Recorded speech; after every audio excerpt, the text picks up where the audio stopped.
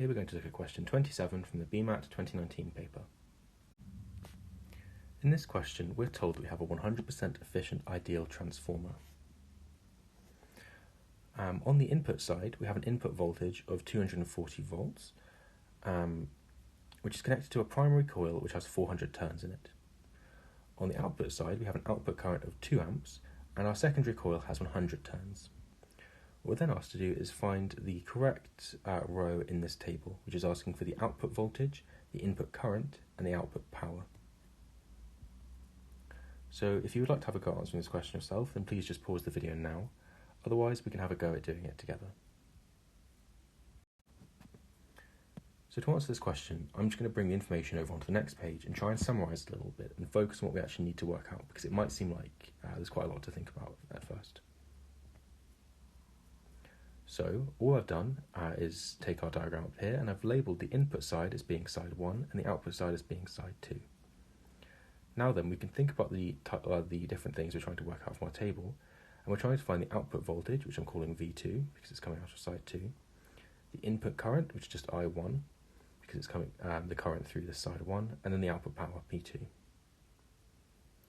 Now to actually answer this question, it might be best to just write down what we know about transformers and think about the equations which we have which are relevant to this topic. So there are a few which are useful, and I'm just going to write them both down now. The first one is generally called the transformer equation, and what it basically says is that N2 divided by N1 is equal to V2 divided by V1, where N is the number of turns in each coil. So N2 here is the number of turns in our secondary coil, just 100, and N1 is the number of turns in our primary coil, which is 400. And V2 is going to be the output voltage, and V1 is the input voltage. So that's one equation.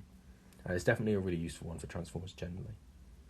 The other one is the efficiency of a transformer, which is defined as being the output power, P2, divided by the input power, P1. Now at this point, it's probably useful to think about what power is actually given by, and there's another equation we can recall for that, which is that the power through an electrical element is equal to the voltage across it multiplied by the current, so P equals VI. What we can do then is substitute this into our expression for efficiency here, and we get this, that efficiency is equal to V2 multiplied by I2 divided by V1 multiplied by I1. Now why is this going to be particularly useful? Well, because we were told we have a 100% efficient ideal transformer. So, since efficiency is usually given on a scale of 0 up to 1, with 0 being not efficient at all, like 0 efficiency, 0% efficiency, and 1 being 100% efficiency, we can hopefully try and actually use this equation to work out some of the things which we need. And we can start off by just substituting in our 1 for efficiency there, which of course we can just rearrange by multiplying through by V1 I1, and so we get that V1 I1 is equal to V2 I2 in the case of this 100% efficient ideal transformer. And we're also going to keep our power equation just because we're asked for the output power, so that will probably be useful at some point. Now with all these equations written up, let's try and summarise or kind of condense our information. We've got our 3 questions here, and we've got the 3 equations which we just wrote down. So next we need to try and condense the information we're actually given, because we're given quite a lot. And then we can work out which variables we have. So we know that N1 is 400, N2 is just 100 turns, V1 is this 240 volts, and I2 is 2 amps. So we can go ahead and put that in its own box, the information that we've been given in the question. Now with all this set up, hopefully we can go ahead and quickly calculate each of these different values which we're asked for. So let's begin by considering the first question, the first column, which is this output voltage V2. So let's have a look at our equations and see if there's one which we could use to find V2.